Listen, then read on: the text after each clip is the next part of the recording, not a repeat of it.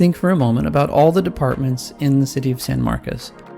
The work they do, the people they serve. You can probably think of areas that are inundated with work, that struggle to keep up with an increasing workload, but can't afford to hire more people because budgets are fixed.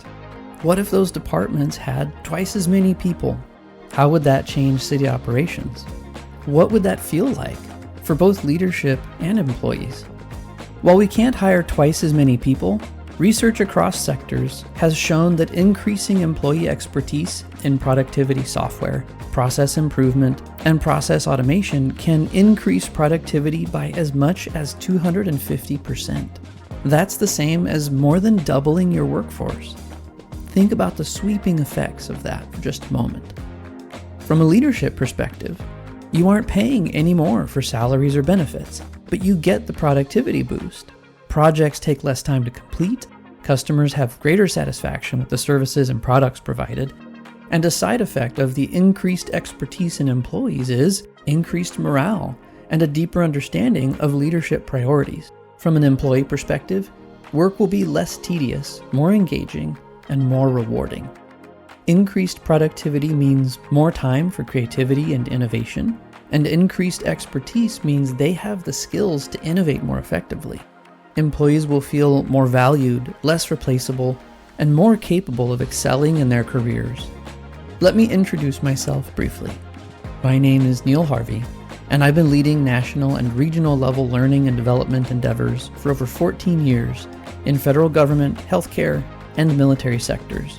I led the pilot and rollout of a nationwide organizational change curriculum in the Veterans Health Administration, and the development and rollout of financial dashboards and training for all three branches of the Veterans Administration via the Financial Services Center in Austin.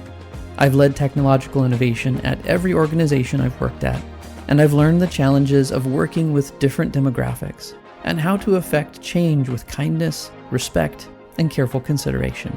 So how would I approach an undertaking like this? I'll spare you the details, but I'll lay out the basic ideas and provide some examples of some tools, techniques, and approaches that can be used depending on the specific needs of the City of San Marcos teams. Big things need to start small.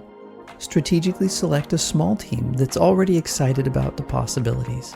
As they grow and see results, the excitement will spread to other teams, and the demand will help bring about momentum and the expertise needed to scale.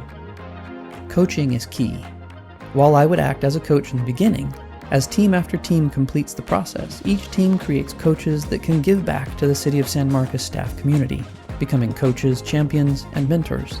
There are lots of ways to drive engagement in the process. Office hours, weekly team check-ins, podcasts, social media style short videos, and guest speakers, just to name a few.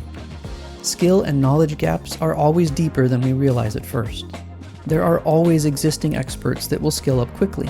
The challenge is in bringing along those that initially struggle with one part or another.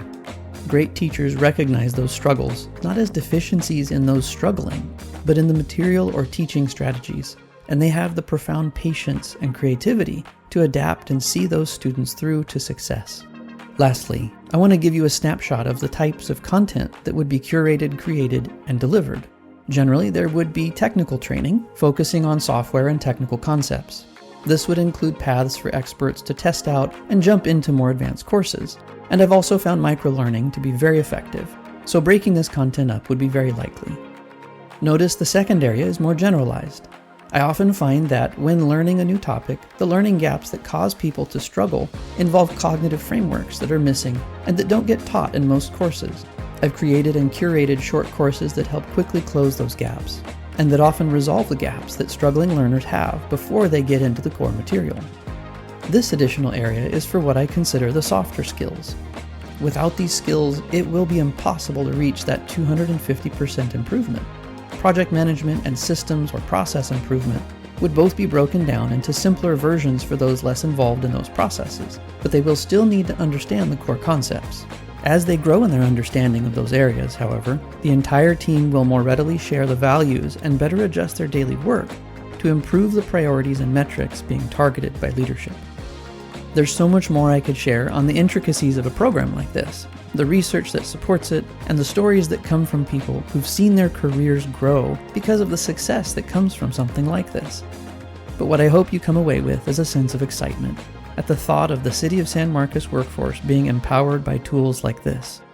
I'm sure the city has a wealth of talented, brilliant people filled with ideas for a better San Marcos. I look forward to speaking with you further about how we can bring this and many other ideas to life.